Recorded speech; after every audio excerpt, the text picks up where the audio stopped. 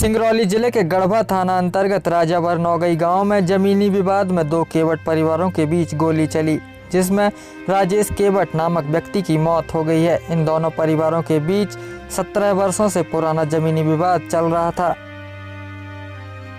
जिसमें 6 आरोपी रविशंकर, बबन अर्जुन, रमाकांत, छोटू, सोनू, शिवदत्त, यह सभी लोग सूत्रों के हवाले से खबर है कि राजेश केवट के साथ मारपीट किए व इन लोगों के द्वारा गोली चलाने की वजह से राजेश केवट की मौत हो गई। यह सभी आरोपी व मृतक आपस में एक ही परिवार के ही बताए जा रहे हैं। घटनास्थल पर जिले के मोरबा क्षेत्र के एसडीओपी नीरज नामदेव पहुंचे। यह घटना कल रात 11 बजे के लगभग की बताई जा रही है। जिले के सुदूर 110 किलोमीटर दूर घटनास्थल है। जिले से एडिशनल एसपी प्रदीप सेंडे सहित एफएसएल की टीम व पुलिस बल रवाना हुआ है। घटना के बाद सारे आरोपी फरार हो गए हैं। देखिए सिंगरौली जिले से राष्ट्रीय रिपोर्टर बालकृष्ण तिवारी की खास रिपोर्ट। करीब 11 बजे के आसपास एक इनके रिश्तेदार हैं शिवशंकर केवट, 20-22 साल के।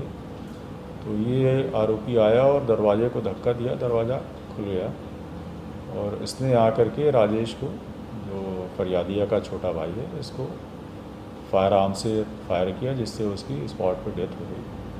और फरियादिया का ये कहना था कि उसके बाद इसने देखा तो साथ में रमाकांत, मुकेश, पिंटू और सोनू, ये 4 लड़के और थे, इनको भागते हुए उसने देखा।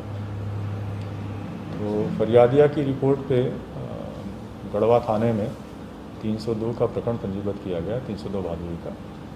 और आरोपियों की तलाश के लिए रात से ही जो है पार्टियाँ लगी हुई हैं और 2 पार्टियां हमने रवाना की हैं उसमें। और संभावित जो आरोपियों के भागने का जो स्थान समझ में आ रहा है वो उत्तर प्रदेश की तरफ जाना पाया गया है। तो पार्टियां उसमें लगी हुई हैं, कोशिश कर रही हैं इनकी गिरफ्तारी का, सघन प्रयास चल रहा है। जो घटना का कारण समझ में आया है वो इनका ज़मीन को लेकर के पारिवारिक विवाद है। इसको लेकर के ये काफ़ी समय से इनमें जो है आपस में मनमुटाव चलता रहा है।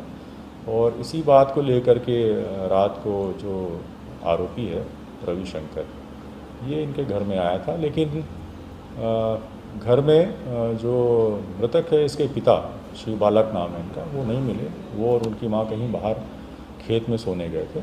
तो ये चूँकि लड़का राजेश मिल गया तो इसलिए इसने इसको जो है उस विवाद को लेकर के फायर आर्म से इसकी हत्या कर दी है। अब जहाँ तक मेरी जानकारी है, हथियार इलीगल है, क्योंकि उसमें कोई लाइसेंस होना नहीं पाया गया इनके नाम पे। और ये जो रविशंकर है, इसका पूर्व का भी अपराध है। तो उस संबंध में पूरी जानकारी निकाल करके भी जो है कार्रवाई की जा रही है। प्रयास है कि जल्दी इनको हम अरेस्ट कर पाएँ।